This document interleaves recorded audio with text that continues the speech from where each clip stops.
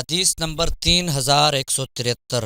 حضرت عبداللہ بن عمر رضی اللہ تعالیٰ عنہ فرماتے ہیں کہ رسول اکرم صلی اللہ علیہ وسلم جب کسی لشکر، جہاد، حج یا عمرہ سے واپس تشریف لائے یا جب کسی ٹیلے یا ہموار میدان میں تشریف لاتے تو 3 بار اللہ اکبر کہتے، پھر یہ کلمات پڑھتے: اللہ تعالیٰ کے سوا کوئی معبود نہیں، وہ ایک ہے، اس کا کوئی شریک نہیں، اسی کی بادشاہی ہے، وہی تعریف کے لائق ہے اور وہ ہر چیز پر قادر ہے۔ ہم لوٹنے والے ہیں، توبہ کرنے والے ہیں، عبادت کرنے والے، سجدہ کرنے والے، اپنے رب کی تعریف کرنے والے ہیں۔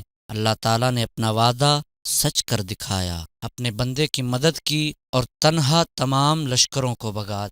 حدیث نمبر 3174۔ ایک اور سند سے بھی حضرت ابن عمر رضی اللہ تعالیٰ عنہ سے اس کی مثل مروی ہے۔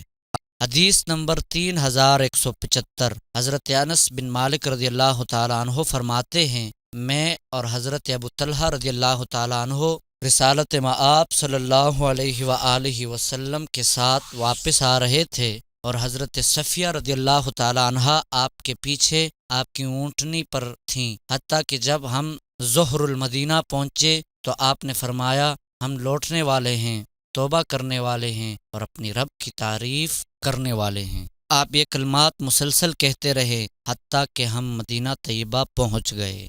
حدیث نمبر 3176۔